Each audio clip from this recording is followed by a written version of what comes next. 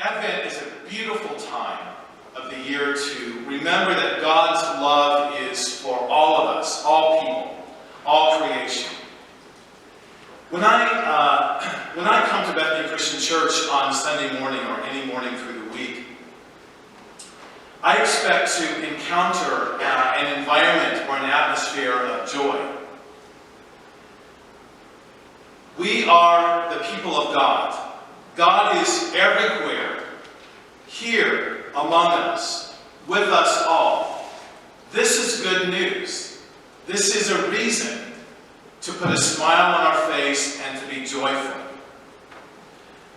Friday, my day off, I came to church to check on the poinsettia delivery. I know that I didn't need to do that it was all taken care of, but I wanted to come anyway, and I needed to go past Starbucks to get my cup of joy, large cup of joy, dark, rich coffee. That's kind of a Friday thing I do. Early, 7:30, because if you get any later, Starbucks is packed. You can't find a parking space. Well, after I got my Starbucks, I came to church and I parked, and there were a lot of cars here already. And when I parked, I got out of the car and I saw Joe and Kim Beal out raking leaves and clearing the fence by the playground and in the alley. I've been walking past that for many weeks and looking at that and praying to God it would go away. When I saw Joe and Kim working, especially with a smile on their face, that's what I was impressed about. I thought, joy. The Midwest Sound van was parked in the lot, and I was really glad to see, because I talked to Kent earlier in the week, and I said for the last 2 weeks the screens have been a little blurry, so we need to find out what's wrong with them, and do we need to call Midwest Sound? And so we were here, and I came inside, and Kent was meeting. As Joe and Kim were raking leaves outside, Kent and Nick from Midwest Sound were meeting to try and find out what was wrong with the screens. Were they blurry on Friday? No, they weren't. They were perfect. Nick, who was here this summer helping to install the system, was trying to figure out and gave us some ideas and asked if I had a flat screen somewhere around church, and I said, I have everything in my office, as you all know, or some of you know, and went up and in a closet, dug around and found a flat screen, gave it to Kent, who took it home to check out the laptop because the problem might be there. Joy in knowing there is someone wiser who knows something about video systems and computers. The Friday Apostles group was up in the fellowship hall eating donuts and drinking coffee, and whenever there's a gathering and Jack Richardson is there causing trouble, there's always joy, there's laughter, there's teasing, there's lots of conversation. The Apostles group is a good example of table fellowship. Maybe not always joyful, but when I've been there, there are a lot of smiles, a lot of good conversation, and a lot of table fellowship. Earlier this morning, a group of people came into the church in this snowy morning to wrap gifts for the Santa Project. And so I want to thank Linda Hatt and the Outreach Committee and volunteers for helping to wrap packages. And I know that Harlan Johnson is indeed smiling down upon you in his soul, and you have brought him a lot of joy to carry on this ministry that he began years ago. These vignettes are small samplings of joy that we experience here at Bethany Christian Church. And church, our task is to share this joy and God's love with the great diversity that is around us. The Advent season is a time to experience joy. Our candle reminds us. Joy deep in our souls. Joy in our relationship with others. Joy in our relationship with God. Joy in our relationships with our community here in Lincoln, Nebraska, and the wider world. Joy with this beautiful creation that we call planet Earth. It's why we engage in mission, helping feed people through the Northeast Food Pantry, helping people with a tank of gas who are living in a car this winter because they have no place to go, or a partial utility payment to keep their heating on. Joy in providing winter clothing for children who don't have enough at Middle School. Providing resources for local human service agencies like Houses of Hope and the Bridge and Friendship Home. Giving hope through the Santa Project. Providing offerings for the Christian Church Disciples of Christ in Nebraska. Our call, church, is to provide moments of joy for people who struggle in life. In this season that celebrates joy in the birth of Jesus, our Christ.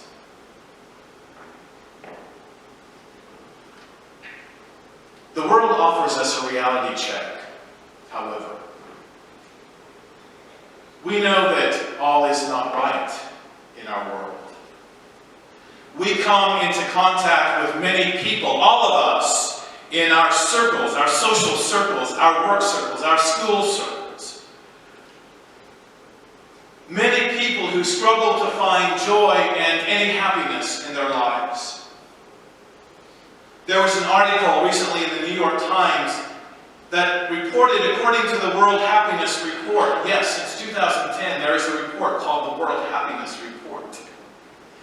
The World Happiness Report ranks 156 countries based on their population's perception and well-being. And happiness, according to the World Happiness Report in the United States, is declining. Americans say they are less happy or content in 2018 than they were a year earlier, ranking 19th out of 156 countries, and just behind Australia and Canada. Why are we not as happy as 18 other countries?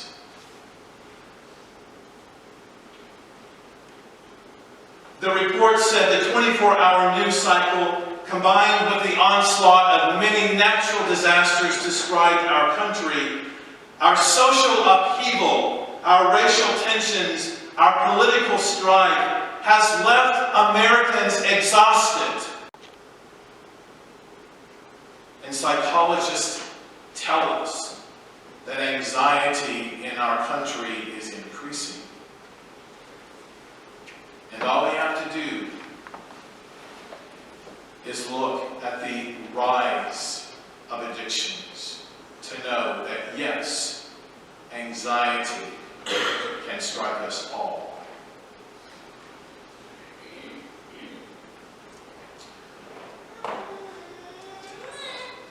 While we may not be happy, can we experience joy? Because, church, one thing I learned in doing this sermon, happiness and joy are two different things. I never thought about that. My kids answered it pretty well in Sunday school this morning because we talked about the difference between joy and happiness. Joy is different. Happiness is a state of well-being combined with the sense that one's life has meaning and direction. Happiness is a state. It's harder to measure. It's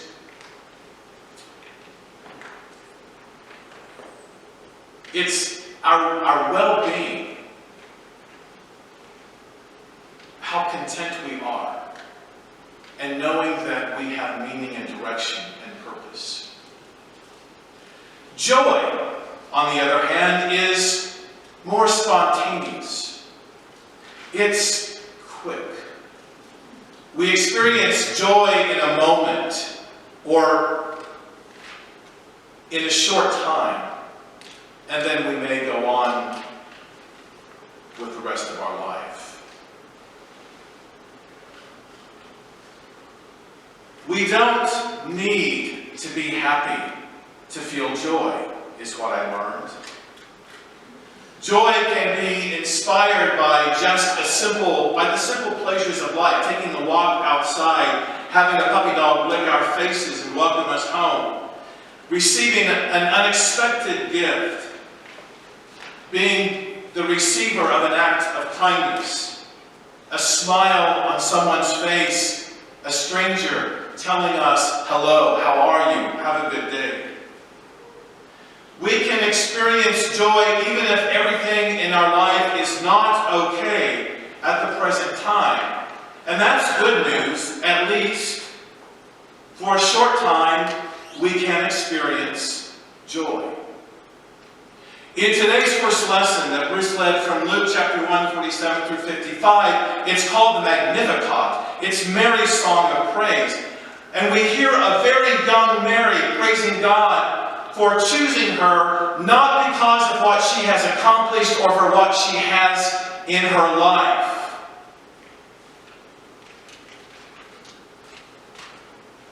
Mary grew up in a world full of injustices, inequalities, and Mary sings about a world that is turned upside down, where the lowly are lifted up and the hungry are filled with good things.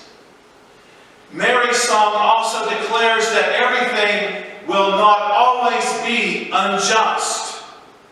And she sings for all the generations that came before her and after her about God's vision of justice to come in the fullness of their lives.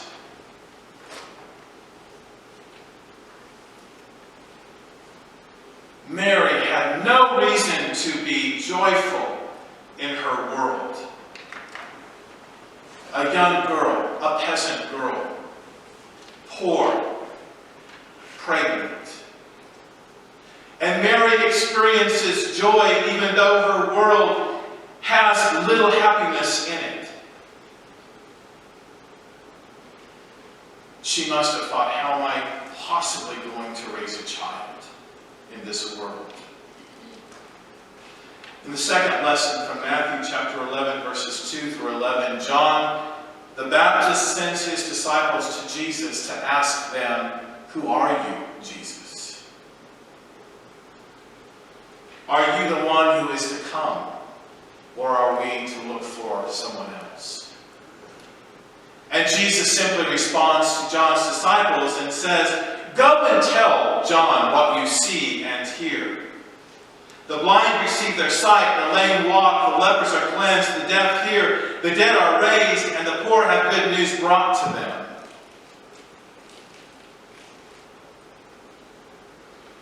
And I would imagine John's disciples say, "Wait, we don't have anything to write this down on. It's a lot to remember."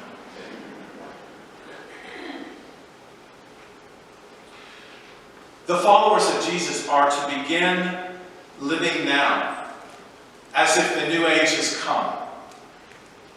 And they did. Joy.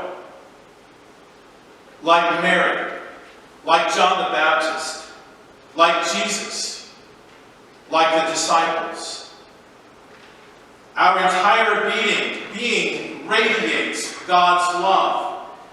And God has gifted us, you and I, church, to bring change and transformation to the world around us, to awaken life to the presence of God and to the joy of community around us. To feel our breath going in and out every day, caring for the world. Our bodies looking up at the sky and the beautiful snow, or noticing the person in front of us and awakening to the wonder of life itself. Joy. Joy. All of life is filled with God. Every living thing is in relationship with God. And so we sing in this time of year, as you will, as we end our service, joy to the world. Joy to the world.